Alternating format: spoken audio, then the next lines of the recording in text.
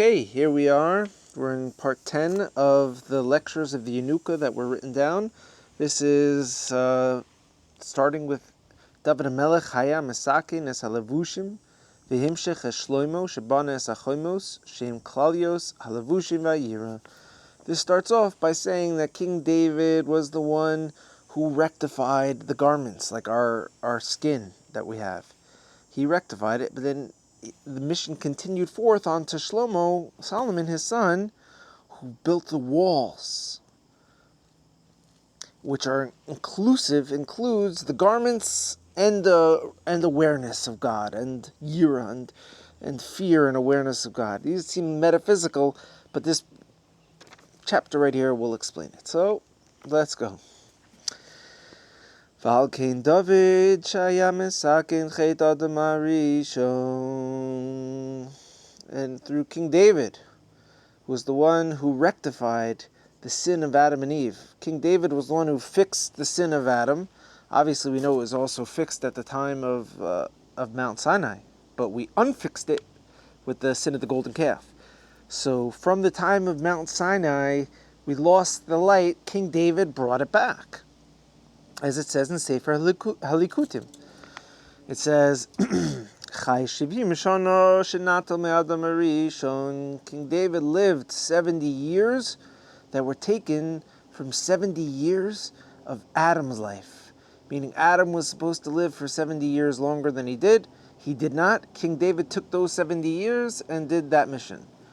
Ki haya misakin ha'ayin shel levushe or v'hufcham lelevushe or. Oh my gosh, this is deep, guys.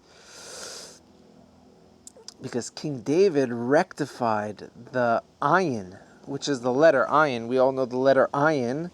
He rectified the letter ayin of or, of the skin. When you say or, there's two. Or is light and or is skin. Or with an ayin is skin, or with an aleph is light. So King David rectifies the ayin from skin. He took that ayin, and he flipped that to garments of or, of light. So King David took the garments of skin, flipped it to the garments of light. The craziest thing, obviously, is we know that the gematria of ayin is 70. So King David lived 70 years, Adam lived 70 years shorter. King David rectified the ayin, the 70, that was from or to or. It's all embedded in code here. We can go deeper, but this is crazy stuff. So let's keep going. How did King David do this whole thing? He was mevatel all of the thickness, the cloudiness of the blood, of the flow of our body, you remember we spoke about, the Yanuka speaks about the quality of your blood affects your level of being able to prophesize, and tefillah and ruach hakodesh. Your blood quality is everything to do with your whole mood. And it says in Tehillim, King David says, "V'libi chalel bekirbi," my heart is hollowed out within me. Like, what do you mean, King David, your heart is hollowed out? He means to say there's no cloudiness. I made my heart flowing perfectly. I'm totally healed. King David rectified the whole thing. He wasn't saying like I have a broken heart. He's saying my heart is actually not clogged. I have an unclogged heart, King David was saying. Let's all be worthy for that. Let's keep going. Ki Adam Harishon haya tzarich lechiyos elef shana keneged ha'alef. Because Adam, the first man, was supposed to live 1,000 years, juxtaposed to the letter Aleph, which is, okay, well, I'm not going to get into too much Kabbalistic stuff, but Adam was supposed to live 1,000 years, and we know when the Mashiach comes, we're supposed to live 1,000 years. There's this concept of like God giving you 1,000 years to enjoy the whole entire scenario here. So Adam was supposed to live 1,000 years. Aval al yedei Chava nechsar mimenu ayin shanim keneged levushe or. But because of Chava, because of Eve, his wife, something happened, or because of her creation or the sin, I don't know too much details about this, but because of Eve, 70 was removed. Ayin was removed. 70 years was removed from King David, juxtaposed, connected to the garments of skin. So now Adam was supposed to be 1,000 years. Now he's got a wife, lost 70, has got an outfit, has got skin. King David now comes in, David hayamis kaneim, and King David comes in and fixes the situation over here. Ho. Valkain ayin b'milua, and in the Yanuka, he's going to say now here, and we see that is embedded in the gematrias, this whole narrative. Because ayin, when you break it down, like you spell out the letters ayin, yud, nun, spells out the word ayin, it's gematria of 130. Chaser minus aleph. So you take aleph and spell it out, which is aleph, lamed, fe, sofit. That's 111. So you take ayin and subtract aleph. From ayin, which is 130 minus 111, what are you left with? Oile yud tet kumisbar chava. You're left with 19, which is the gematria of chava. So when you take, let's do it again. When you take ayin and you minus aleph from ayin, you're left with chava. So the whole Kabbalistic narrative of what happened over here is embedded in the gematrias of the words themselves. She connected halavushe or shinisakin al yedei David, and Chava is connected and juxtaposed to the garments of skin, which is what King David will come to rectify in the future.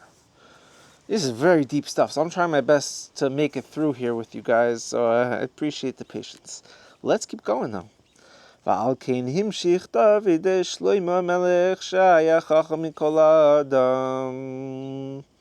And therefore, King David continued the mission onto Shlomo, who was the wisest of all humans. The only thing Shlomo wanted, the only thing he requested was what? Just to have chachma, just to have wisdom. That's all he wanted. Ki haya keneged shleimus halavushe or shu inyan alefecha chachma. Because wisdom is connected to the totality and the wholeness of the garments of light. King Solomon wasn't like, I want to be wise so I can be cool. He's like, I want to be wise so I can have garments of light. And that's an aspect of, when we remember this verse, we had Aleph Chachma, when with the book of Job, God says, like, I will teach him, I will make him wise. The word for teach him and make him wise is Aleph, like the Aleph. And therefore, King David didn't have walls. He wasn't protected. King David did certain things, but he didn't have the full protection. He didn't have walls. He was going out to fight always. He wasn't living in a walled, protected city. King David was battling war after war.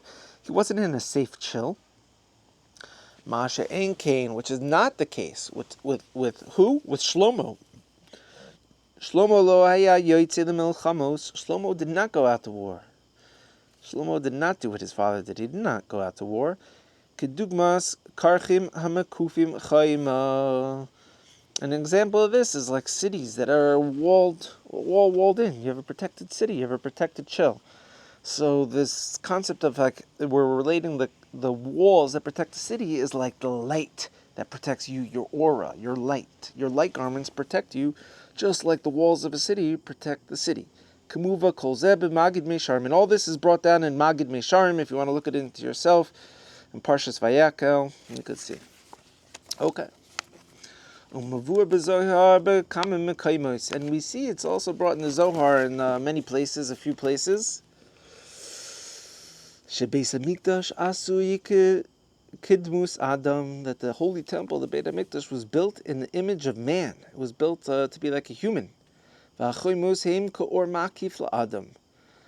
the walls of the holy temple were symbolic to be like the light that surrounds a human. Just like you had the Beit Hamikdash, this whole chill, you had walls protecting it. We are a whole chill. We have this like light that should be glowing around us to protect us. Don't forget, when Moses came down from Mount Sinai, his face was glowing. I'm not talking about metaphysical things here. I'm talking about science, physicality. Humans can glow. We could have light. We just lost this whole thing. Well, just like we should have, like no mosquito gonna get past my light. I'm chilling too hard. It's like, I'm chilling so hard, flies and mosquitoes can't get into my zone because I have light. We don't even understand this, but that's a reality. Just like the temple had walls, we have light to protect us. Shal yadom haya es hashmira hagana v'hamsheches hayira leklal Yisrael uleolam kulo. And through this light that protected us, we had protection and security and defense mechanisms that continued forth to bring awareness of God and like fear of God and being totally aware of God. To all of Israel had access to this, and then from that, it spilled down to the whole world knew about God. Whew, a great time, sounds like. Can't wait for that to happen again. ולכן עסק התורה בזמן שבית המקדש קיים היה במדרגה גדולה לאין שיעור. Therefore, learning Torah, when you were learning Torah at the time when the Beit HaMikdash stood, if you were actually sitting, doing what we're doing now, learning Torah at the time of the Beit HaMikdash stood, the level of that Torah would have been unmeasurable. You wouldn't even understand how lofty that level was, because it was such a safe, secure chill. I mean, I can't even imagine where we're going to go with this, but we got a few pieces left, so hold on tight. And I love you all so much, and stay strong, and have a good day. Protect yourself, protect your light, ripple on to other people your light, be aware, fix things, and I don't know, I'm just rambling now at this point, so I just want to say I love you all so much. Have a good day, stay strong, over and out.